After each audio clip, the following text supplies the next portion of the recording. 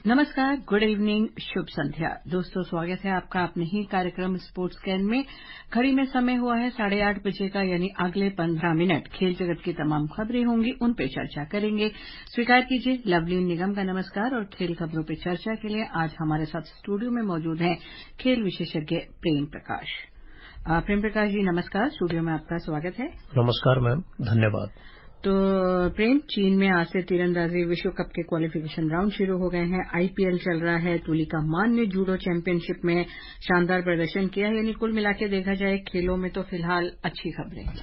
बिल्कुल, देश में है, अगर हम देखें तो बहुत अच्छा माहौल है खेल को लेके। भारत सरकार से लेके और डिफरेंट जितने भी खेल एसोसिएशंस है, खेल संघ है, वो भी इस तरीके से लगे हुए हैं कि देश में एक ऐसी बेंच स्ट्रेंथ तैयार कर दी जाए कि हमारी जो मेन स्ट्रीम टीम खेल रही है उसके साथ अगर हमको जरूरत पड़े तो पैरेलल एक ऐसी बिल्कुल लेयर हमारे पास हो कि हम लोग कभी भी हमेशा तैयार हों। क्योंकि जैसा कि हमको बहुत अच्छे तरीके से पता है, गवर्नमेंट चाहती है कि 2047 में जब हम लोग 100वें साल में होंगे तो खेलों में भी हम अपने आप को एक महाशक्ति के रूप में देखेंगे। जी, तमाम खबरों पे चर्चा करेंगे। पहले सुर्खियां।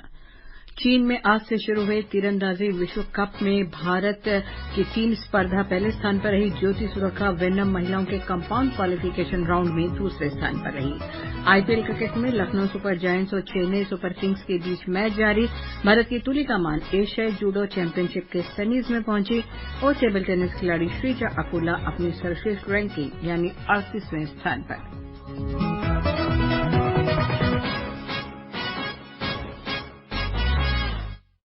चीन में आज से शुरू हुई है तीरंदाजी विश्व कप। आज क्वालिफिकेशन हो रहा है। कल से मेडल राउंड शुरू होंगे, लेकिन क्वालिफिकेशन में भी जो है अच्छा प्रदर्शन हमारी भारतीय खिलाड़ियों का है। ज्योति सुरेखा वेन्नम महिलाओं के कंपाउंड क्वालिफिकेशन राउंड में दूसरे स्थान पर रही। एशियाई खेलों के स्वर्ण पदक विजेता ज्योति ने 711 अंक हासिल किए। मैक्सिको की आंद्रिया बेकेरा 713 अंक के साथ टॉप पर रही। वर्तमान चैंपियन अदिति स्वामी क्वालिफिकेशन राउंड में 8वें स्थान पर रही। परनीत कौर 14वें, अवनीत 23वें नंबर। महिलाओं की टीम स्पर्धा की बात करें, ज्योति अदिता परनीत की टीम थी वो फर्स्ट पोजीशन रही, पहले नंबर पर रही। दक्षिण कोरिया सेकंड, मैक्सिको तीसरे नंबर पर रही। हालांकि पुरुष के कंपाउंड वर्ग में हमारे जो तीरंदाज हैं उन्होंने थोड़ा निराश किया और वो टॉप 10 में जगह नहीं बना पाए। सबसे पहले तो महिला टीम स्पर्धा की बात करें, अच्छा प्रदर्शन। क्वालिफिकेशन में आप फर्स्ट पोजीशन पे हैं। उम्मीद करते हैं कल से मेडल राउंड होंगे तो हमारे तीरंदाज के जो तीर हैं वो सीधे निशाने पर लगेंगे। बिल्कुल मैम, जिस तरीके का हम देश में खेलों को लेके जो बढ़ावा मिल रहा है, जो कोशिशें की जा रही है, उसका सीधे तौर पे हम लोग फायदा देख सकते हैं। माफ कीजिएगा। और जिस तरीके से आपने कहा कि हमारे महिला तीरंदाज सारी की सारी हैं, उनके ज्यादातर निशाने लगे हैं, तो ये एक बहुत अच्छी बात ये भी है कि जैसे हिंदी में एक कविता है, अबला जीवन है तुम्हारी यही कहानी, आंचल में है दूध और आंखों में पानी। तो अब हमारी बहन बेटियां, हमारी बेटियां जो है वो उस कविता के हिसाब से देखें तो अब अबला नहीं है, वो हर फील्ड में, चाहे वो खेल का हो, राजनीति का हो, या जिस भी फील्ड की हम लोग बात करें, वहां वो परचम लहरा रही है। तो मुझे लगता है कि बेहतरीन शुरुआत है। पुरुषों में कंपाउंड में थोड़ा निराश हुए, लेकिन आगे उम्मीद करते हैं कि शायद बाकी स्पर्धाओं में अच्छा प्रदर्शन हम करें। नहीं, बिल्कुल निश्चित रूप से हमारे बहुत सारे तीरंदाज हैं जो वहां पे पहुंचे हुए हैं। और कई बार हम लोगों को लगता है कि एक दिन किसी का होता है, तो निश्चित रूप से हम आशा करते हैं कि पुरुष तीरंदाजों से भी हमें रिजल्ट देखने को मिलेंगे। और अब आईपीएल की बात करते हैं। आज चेन्नई में लखनऊ सुपर जायंट्स ने टॉस जीता। चेन्नई सुपर किंग्स से पहले बल्लेबाजी करने को कहा। चेन्नई की शुरुआत कुछ खास अच्छी नहीं लग रही है। 13वां ओवर 3 उनके खिलाड़ी आउट हो चुके हैं। 103 जो है उनके रन है। रहाणे बहुत जल्दी आउट हो गए, सिर्फ एक ही रन बना के चले गए। गायकवाड़ जरूर 71 रन बनाकर खेल रहे हैं। और वैसे अगर देखा जाए प्रेम, तो दोनों ही टीमों ने अब तक 7-7 मैच खेले हैं। रन औसत के आधार पर जरूर चेन्नई चौथे, लखनऊ 5वें स्थान पर है। और बहुत जरूरी है दोनों टीमों को ये जीत, तभी वो प्ले ऑफ में पहुंचेंगे। निश्चित रूप से इस बार आईपीएल का जो पूरा समीकरण है, पूरा जो एडिशन है, वो बहुत ही अलग मायने में हमारे सामने आ रहा है। चाहे बहुत सारे रिकॉर्ड्स के ध्वस्त होने की बात करें या बहुत सारे रिकॉर्ड्स के बनने की बात करें, बहुत सारी राजस्थान की टीम जो पहले एडिशन की 2008 में जब आईपीएल शुरू हुआ उस एडिशन की चैंपियन थी, वो टीम बिल्कुल चैंपियन टीम की तरह जो प्रदर्शन कर रही है। और इसके अलावा बहुत सारी टीम, चाहे चेन्नई की हम बात करें, चाहे मुंबई की हम बात करें, वो ऐसी टीम है जो एक बार नहीं कई बार आईपीएल के संस्करण खिताबी मुकाबले जीत चुकी है, फाइनल जीत चुकी है, लेकिन उनकी हालात थोड़ी सी मतलब उस लय में नहीं लग रही जिस लय की वो टीम है। तो निश्चित रूप से मैच अब जो फाइनल एक तरीके से राउंड चल रहे हैं, इनमें जीत अगर होगी तो ही कहीं ना कहीं वो टक्कर में रह पाएंगी। दोनों ही टीमों के लिए बहुत जरूरी है कि वो आज का मैच जीते। सेम जो कल होगा दिल्ली कैपिटल्स गुजरात टाइटंस, मतलब अब तो जो भी खेलेगा वो इसी उसमें की प्लेऑफ की जो दिख रही है कि हमें टॉप 4 में शामिल होना है, उसी को देख के जीत बहुत जरूरी है। बिल्कुल, क्योंकि टॉप की जो 4 टीमें हैं, हम राजस्थान की बात करें, केकेआर की बात करें, एसआरएच और जो आगे सीएसके और एलएसजी में से तय होगा कि कौन सी टीम टॉप पे रहती है। तो अगर उस शुरुआत के 4th में अपने आप को स्टैंड करना है तो निश्चित रूप से जीतना पड़ेगा।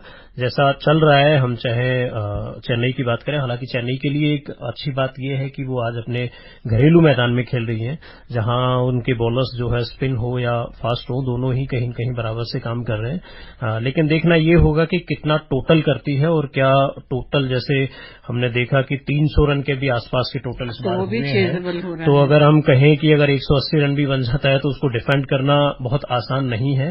तो इसलिए देखते हैं कि कितना टोटल स्कोर कर पाती है। जी, फिलहाल 13 ओवर में 111 रन। उधर अगर महिला टीम की बात करें, भारतीय महिला क्रिकेट टीम बांग्लादेश के साथ 28 अप्रैल से शुरू हो रही 5 मैचों की 2020 श्रृंखला के लिए बांग्लादेश पहुंच गई है।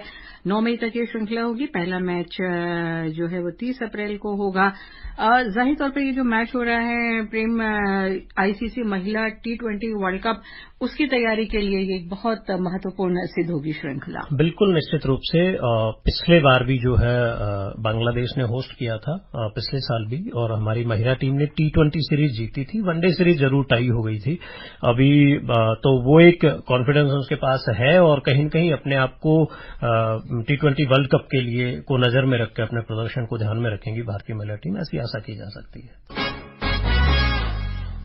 भारत की तुलिका मान एशियाई जूडो चैंपियनशिप 2024 के सेमीफाइनल में पहुंच गई है। चीन के हांगकांग में ये टूर्नामेंट चल रहा है। तुलिका मान ने महिलाओं की 78 किलोग्राम वर्ग के क्वार्टर फाइनल में शीर्ष वरीयता प्राप्त मौजूदा एशियाई चैंपियन दक्षिण कोरिया की किम ह्विन को हराया। जूडो में या कभी ऐसे गेम्स में जब हम किसी खिलाड़ी का कहते हैं सेमीफाइनल में पहुंची, फाइनल में पहुंची, तो एक अच्छी फीलिंग आती है और लगता है कि ऐसे स्पर्धा जिसमें अमूमन हम कम चर्चा करते हैं, वहां जब खिलाड़ी बहुत अच्छा करती है, भारतीय परचम लहराती है, तो लगता है कि अब इन इवेंट्स में भी हमारे खिलाड़ी आगे बढ़ रहे हैं। बिल्कुल लवलीन जी, मैं थोड़े से समीकरण बता दूं कि जिस तरीके से हिंदुस्तान में अभी फिट इंडिया है, खेलो इंडिया है, और खेलो इंडिया में भी खेलो इंडिया स्कूल गेम्स है, खेलो इंडिया यूथ गेम्स है, खेलो इंडिया यूनिवर्सिटी गेम्स है, अब तो खेलो इंडिया पैरा गेम्स का भी एक संस्करण हो चुका है।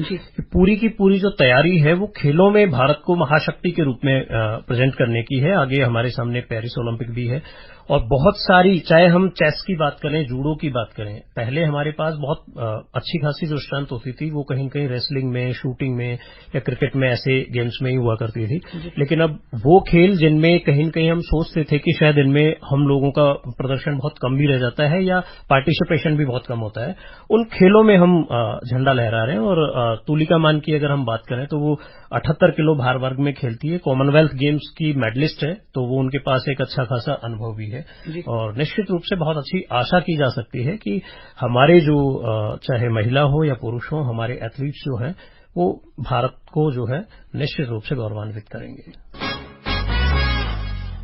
और अब टेबल टेनिस, राष्ट्रमंडल खेलों के mix doubles champion Sreeja Akula नवीनतम ITTF रैंकिंग में करियर के सर्वश्रेष्ठ रैंकिंग यानी 38वें नंबर पर पहुंच गई हैं। मनिका बत्रा को उन्होंने पीछे छोड़ा है। एक रिपोर्ट स्पर्श की।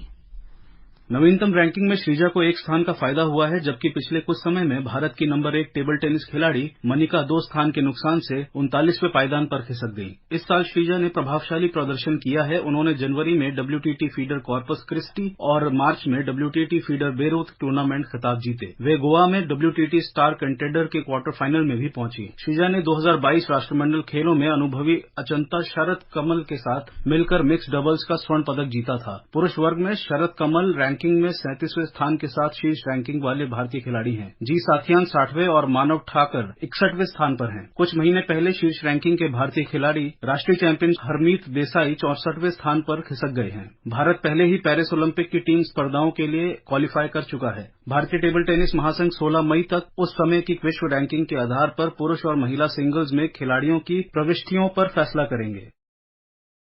श्रीजा अकुला भी, मनिका बत्रा, पहले अगर हम बात करते थे टेबल टेनिस की तो मनिका बत्रा, शरद कमर, ये कुछ एक खिलाड़ी होते थे जिन पे हम जिक्र करते थे, लेकिन ये वाला भी इवेंट अब खुल रहा है, यहाँ भी नए खिलाड़ी आ रहे हैं। श्रीजा अकुला अगर 38वें स्थान पर पहुंचती है तो एक लगता है, जो हम अभी जिक्र कर रहे थे कि मनिका बत्रा के बाद भी कुछ खिलाड़ी हैं जो आगे शानदार प्रदर्शन करेंगे। बिल्कुल, एक सबसे बड़ी बात ये है कि आज की तारीख में अगर कोई नंबर 1 पे है तो वो ये नहीं सोच सकता कि नंबर 1 पे लगातार वो बने रह सकता है, क्योंकि स्पर्धाएं इतनी हो गई है, कंपटीशन इतना ज्यादा हो गया है कि हर कोई अपना बेस्ट देने के लिए तैयार है। और एक माहौल भी जो खेलों को लेके यहाँ पे पैदा हुआ है, तैयार हुआ है, तो देश के किसी भी कोने में, हम पहले कुछ एरिया थे जिनमें हम सोचते थे कि यहाँ से भारत के कुछ राज्यों से ही खिलाड़ी ज्यादा आते थे, लेकिन अब चाहे ईस्ट हो, वेस्ट हो, नॉर्थ हो या साउथ हो, सब जगह से डिफरेंट स्पोर्ट्स में बहुत सारे हमारे इंडिविजुअल इवेंट्स में बहुत अच्छा है। बिल्कुल, पहले हम खुद भी जो है टीम इवेंट्स में ज्यादा मेडल्स या उनमें पार्टिसिपेशन होता था, इंडिविजुअल स्पर्धा में भी है,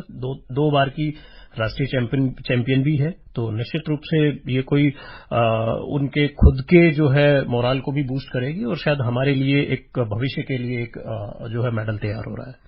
जी, और अब हम चलते हैं फुटबॉल के ग्राउंड में। आईएसएल फुटबॉल के सभी फाइनल मुकाबले शुरू हो गए हैं। आज पहला सेमीफाइनल खेला जा रहा है भुवनेश्वर में मोहन बगान सुपर जायंट्स और ओडिशा एफसी क्लब के बीच। फिलहाल ओडिशा 2-1 से आगे है। कल दूसरा सेमीफाइनल होगा मुंबई सिटी एफसी और गोवा एफसी के बीच। फाइनल मुकाबला 4 मई को होगा और फाइनल मुकाबले का अभी जो है कहां खेला जाएगा वो वेन्यू तय नहीं हुआ है, क्योंकि कहा जा रहा है कि फाइनल मुकाबले में पहुंचने वाली दोनों टीमों में से उस टीम के घरेलू मैदान को चुना जाएगा जो लीग चरण में बेहतर रैंकिंग वाली टीम है। लेकिन अभी हम ओडिशा और मोहन बगान की बात करें, ओडिशा 2-1 से आगे है। कहीं ऐसा लगता है ना प्रेम की पहले मोहन बगान ईस्ट बंगाल जब हम इनका नाम लेते तो मान लिया जाता था यही टीमें आगे हैं, अब और इसमें भी आ रही है ओडिशा वगैरह। जी बिल्कुल, मैंने अभी जैसा बोला, और मोहन बगान की हम बात करें तो हिंदुस्तान की अगर हम बात करें तो सबसे पुराना, मतलब लगभग 1889 का क्लब है, तो फुटबॉल में बहुत कुछ दिया है। लेकिन आज हम ये कहें कि कोई एक नंबर 1 पे है और कितने टाइम वो सर्वाइव करता है, देखने वाली बात होती है। फुटबॉल की अगर आईएसएल की हम बात करें,